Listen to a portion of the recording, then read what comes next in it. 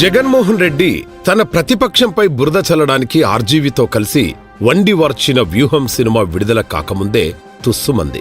జనాలు లేక ఖాళీ కుర్చీలతో ఫ్రీ రిలీజ్ ఈవెంటు వెలువెలబోయింది. అయితే జగన్ రెడ్డి వ్యూహానికే దిమ్మ తిరిగే వ్యూహం ఒకటి తాజాగా అమలైంది. గత ఎన్నికల్లో జగన్మోహన్ రెడ్డి ఎవరి అండతో గెలిచారో, ఎవరి వ్యూహంతో విజయం సాధించారో అతనే జగన్కు దూరమయ్యారు. దేశంలోనే రాజకీయ వ్యూహకర్తగా పేరు సాధించిన ప్రశాంత్ కిషోర్ జగన్కు బైబై చెప్పేసి చంద్రబాబుతో చేతులు కలిపారు. ఆయన తాజాగా చంద్రబాబుతో భేటీ అవ్వడంతో జగన్కు దిమ్మ తిరిగిపోయింది.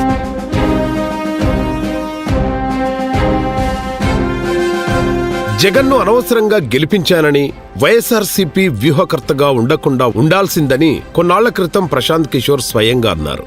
ఏపీలో జగన్ సర్కార్ తీసుకుంటున్న అనేక నిర్ణయాల కారణంగా ఆయన్ని అనవసరంగా గెలిపించానని ప్రశాంత్ కిషోర్ భావిస్తున్నారు. అదే ఇప్పుడు జగన్ నుండి విడిపోవడానికి దారితీసింది.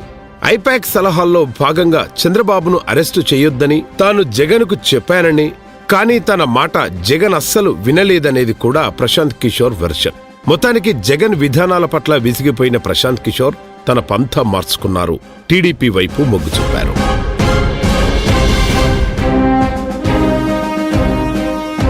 మొత్తానికి పీకే టీడీపీకి పూర్తిగా తన సేవలు అందిస్తుండడంతో జగన్ కొంప కొల్లేరైనట్లుగానే భావించవచ్చు.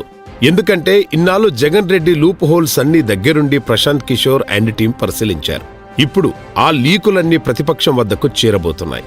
ఇప్పటికే జరిగిన భేటీలో టీడీపీ ఎలాంటి వ్యూహంతో ముందుకు వెళ్లాలనే అంశంపై ప్రశాంత్ కిషోర్ చంద్రబాబుకు ఓ బ్రీఫింగ్ ఇచ్చినట్లుగా కూడా సమాచారం. దీంతో జగన్కు గుండె దడ ఎక్కువైందని తెలుస్తోంది. ఫలితంగా జగన్లో మనోధైర్యం వైనాట్ 175 నుంచి కాస్త వైనాట్ 15కి పడిపోయిందని ఎద్దేవా చేస్తున్నారు.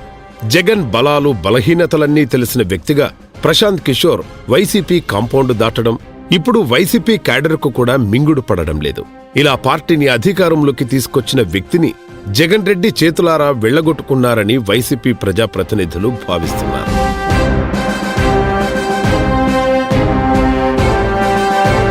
చంద్రబాబు పీకే భేటీ కావడంతో ఇక సీఎం జగన్ కు మరింత గడ్డుకాలం మొదలైందని విశ్లేషకులు భావిస్తున్నారు. చంద్రబాబు పీకే కలిస్తే రానున్న ఎన్నికల్లో సీఎం జగన్ రెడ్డి అడ్రస్ ఉండబోరని అంచనాలు వేస్తున్నారు. మొత్తానికి వైసీపీకి ప్రస్తుతం అన్ని వైపుల నుంచి దారులు మూసుకుపోతోన్న పరిస్థితి కనిపిస్తోంది. పాలనతో జనం అసహ్యించుకునే స్థాయికి జగన్ పార్టీ దిగజారింది. అటు ప్రక్షాళన అంటూ ప్రజాప్రతినిధుల్లో విపరీతమైన వ్యతిరేకత పెరుగుతోంది. ఇప్పుడు రాజకీయ వ్యూహకర్త కూడా దూరం కావడంతో జగన్లో మరింత ఆందోళన పెరిగిపోయినట్లు సమాచారం.